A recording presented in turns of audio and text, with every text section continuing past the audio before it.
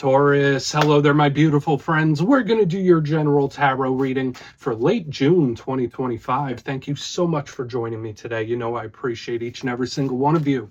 So let's get right down to business, as always, and start you off with an oracle card here, just so we can dip our toes in the energy and see what's happening for the lovely Taurus collective. Hope you're all doing fabulous and fantastic, my friends. Let's get it going here. My guide, spirit team, talk to me. What do we have for the bulls? What do we have for the Taurus collective?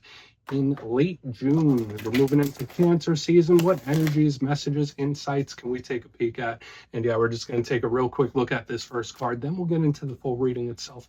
At the very end, I'll pull you a bonus card from the Shadowland Tarot, just to see what might be in the shadows or what shadow work you can lean into, which is always interesting. But let's get it going here. Let's rock and see what we got for Taurus. Late June, what's the vibe? What's the energy? And we still have Creepy Alice in full effect.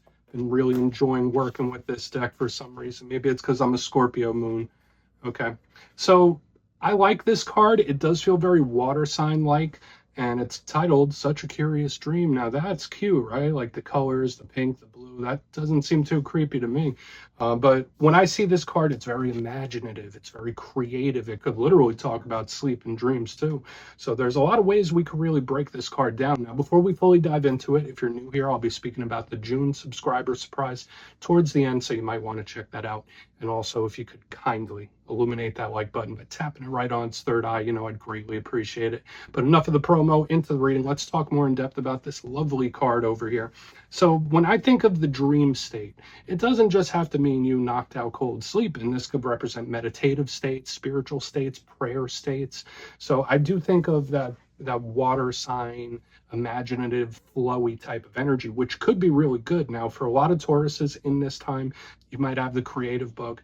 Like there could be creative ways to solve things, creative ways to do things, but just know when this energy shows up, your mind could be extra active, more so than normal. So watch out for overthinking. You might need some sort of release for this very powerful mental energy. I would also say watch your dreams in this time too, specifically.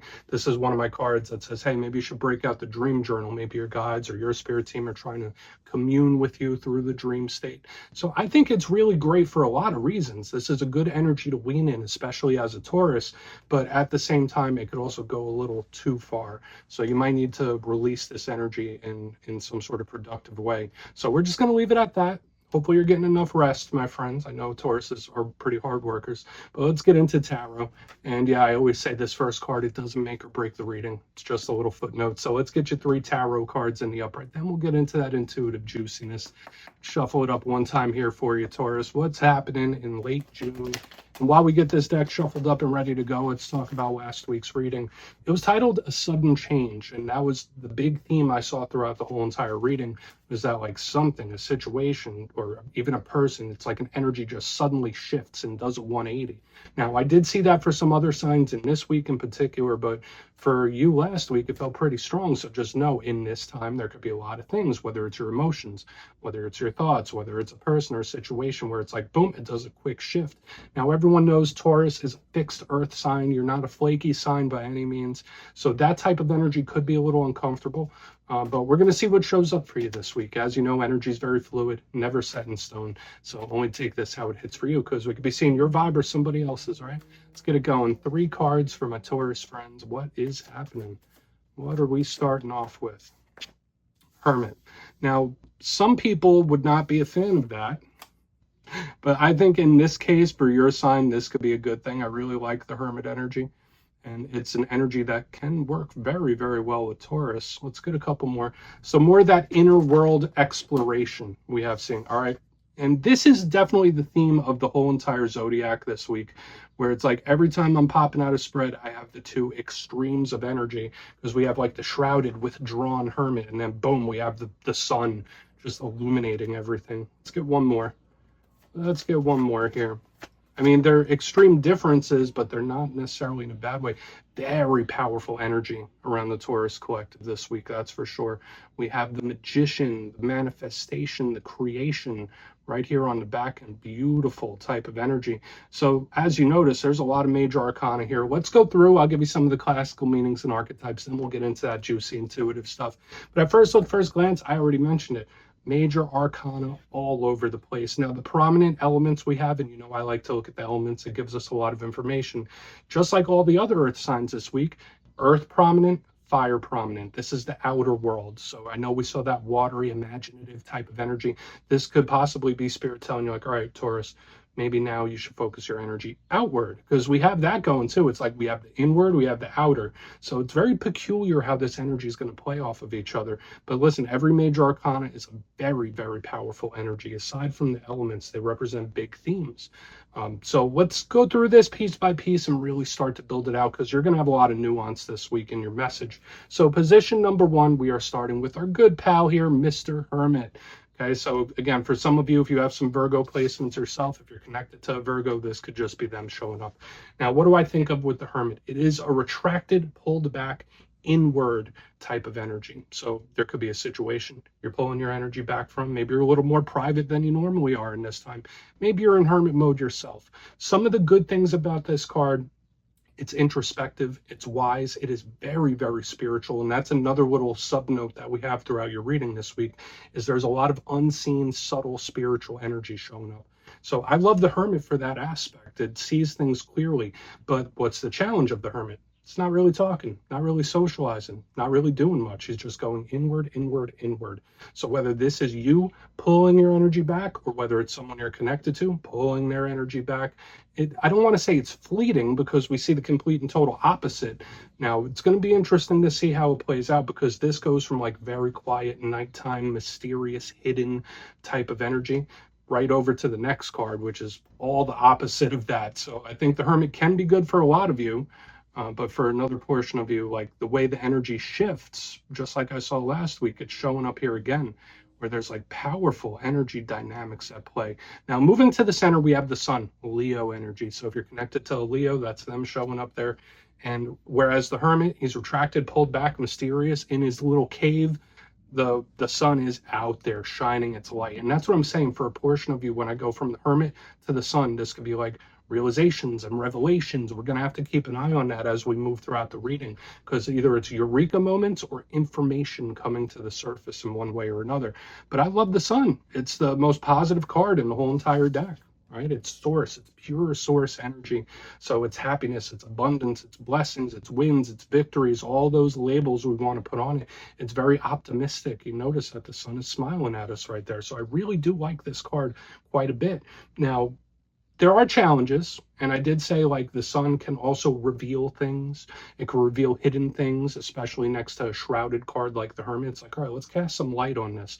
Let's get to the bottom of this. So I'm not sure if you're in investigative mode, or if you're just trying to shine some light on something that's hidden. You might be trying to figure out some facts, but this can most definitely be information being revealed, or just something like coming from the darkness into the light.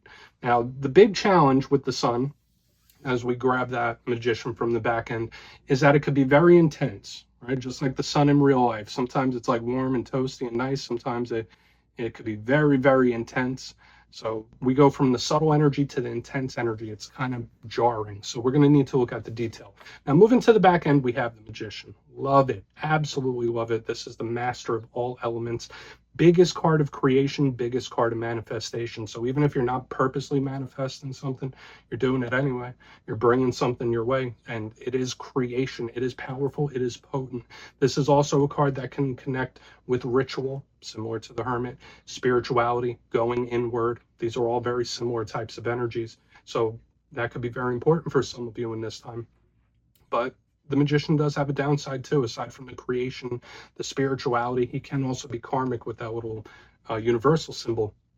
The magician is about control, right? Because why would we purposely manifest things? Because we want a say in where we're going.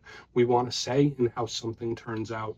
So when I see this magician here on the back end, there could be aspects of control going on. So whether you're trying to control a situation, trying to control yourself, maybe you're dealing with someone that's a little controlling. Maybe you're refraining from something as well. So we're just going to have to see. Yeah, sometimes the magician could represent things that are out of our hands that we can't quite control.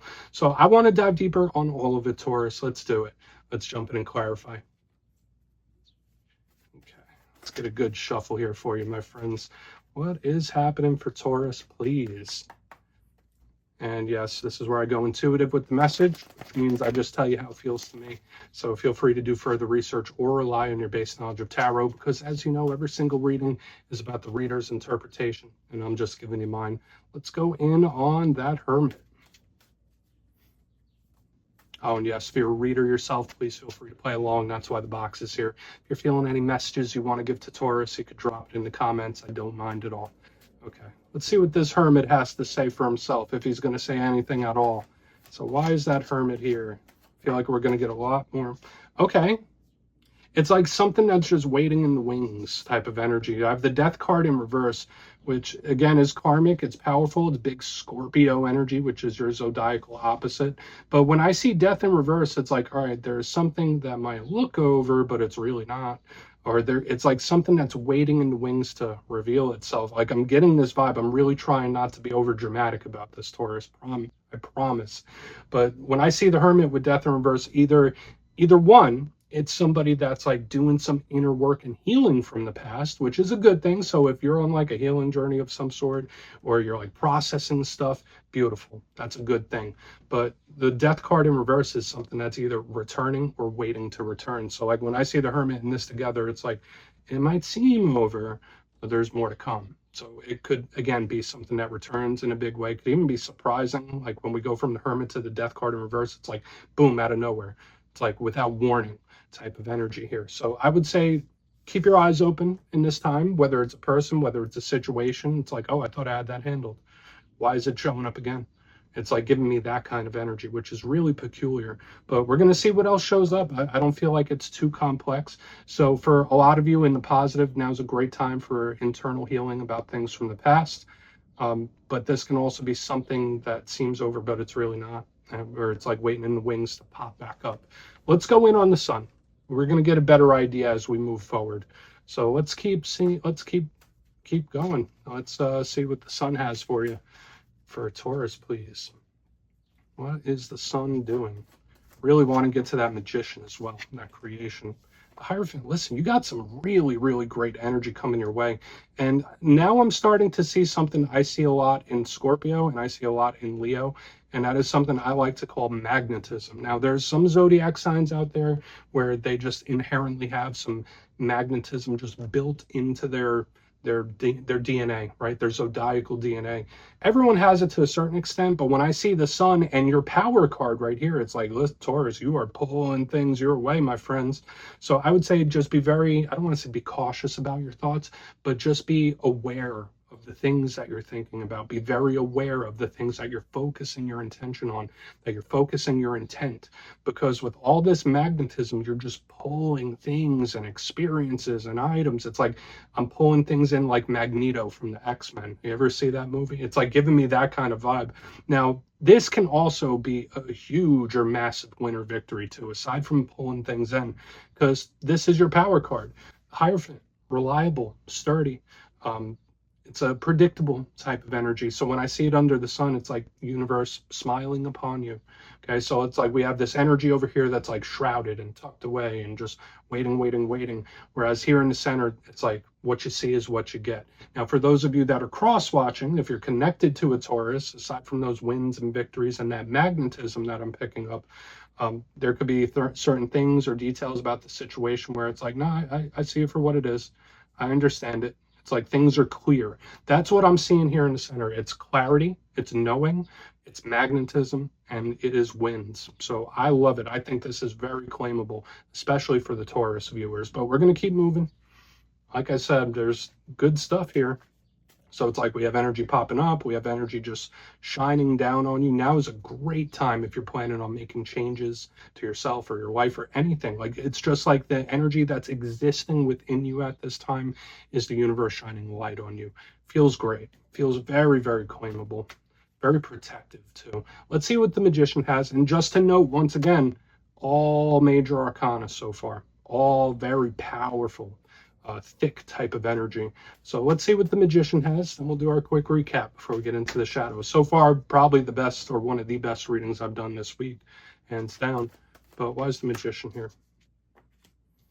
Page of Wands, yeah, this could be a communication or talk of some kind, especially for those of you that are really purposely trying to manifest communication. But we have the Page of Wands, fresh, new, vibrant. That's the one thing I could say, especially about this back end from the middle onward, is that there's a strong, vibrant, and radiating energy here, which feels really, really nice to me. Now, the Page of Wands, fire signs, so Aries, Leo, Sagittarius. And when I see it underneath the Magician, it's like, listen, what you focus your intentions on, what you focus your intent on, there's huge energy of creation and manifesting. Now, listen, I know people watch these readings from all different levels of spiritual practice. There's some of you that are very scientific minded, and you're not really into the deep esoteric spiritualism. Some of you are complete experts, and you pick up exactly what I'm putting down.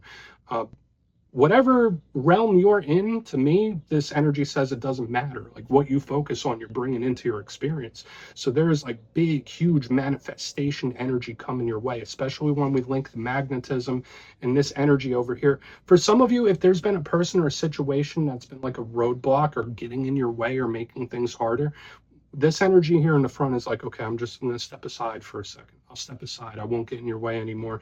It's the opposite to what we have here on the back end. I love this Page of Wands. This could be some really good or exciting news coming in.